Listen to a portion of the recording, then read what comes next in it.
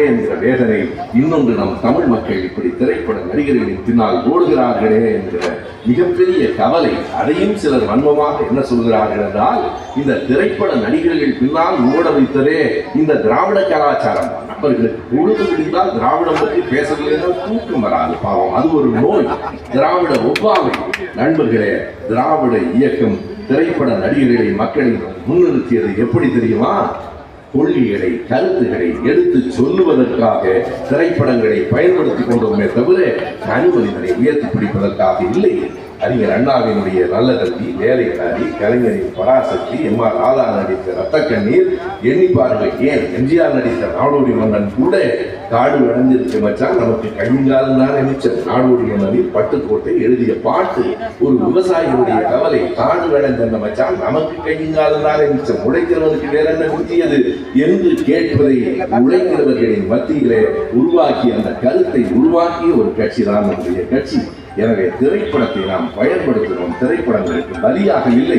இன்றைய தலைமுறையினரையும் நான் கேட்டுக்கொள்வது, கலையை ரசியுங்கள், கலைஞர்களை ரசியுங்கள், எந்த கட்சியில் வேண்டுமானாலும் சேர்ந்து கொள்ளுங்கள், ஆனால் என்றென்றும் உங்கள் சுயமரியாதையை இழக்காதீர்கள், தமிழ்நாட்டின் சுயமரியாதையை கெடுத்து விடாதீர்கள். உங்கள் சுயமரியாதை மட்டுமல்ல, தமிழ்நாட்டின் சுயமரியாதையை கெடுத்து விடாதீர்கள். நிமிர்ந்து நிற்கிற ஒரு உரம் இந்த முப்பெரும் விழா எதற்காக? இந்த தலைவர்களை நாம் எதற்காக நினைவு கூறுகிறோம்?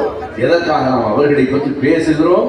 இந்த மண்ணில் சமத்துவமும் சமூக நீதியும் நிலவ வேண்டும் என்பதற்காக, சாதி ஒழிய வேண்டும் என்பதற்காக, மறுபடியும் அழுத்தமாய் சொல்லுகிறேன், சாதி ஒழிய வேண்டும் என்பதற்காக, பெண்ணும் ஆணும் சமம் என்று கருதுகிற மனநிலை வர வேண்டும் என்பதற்காக, பாலின சமத்துவத்தை இந்த மண்ணில் இயக்கமாகவே எடுத்த கட்சி நம்முடைய கட்சி தான். நீங்கள் எண்ணி பாருங்கள், பாலின சமத்துவத்தை, பெண்ணும் ஆணும் சமம் என்பதை பாரதியார் பாடினார், திருவிக்கா எழுதினார்.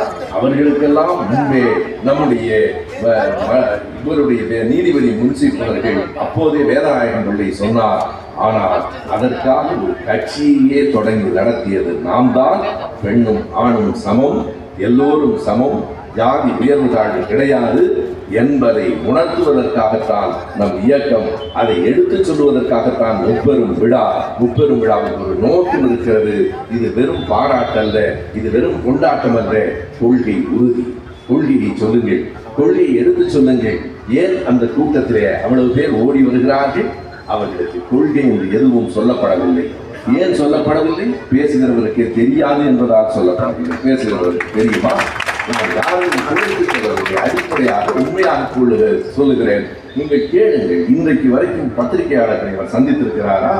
சந்திக்க முடியுமா? ஒரே ஒரு கேள்வி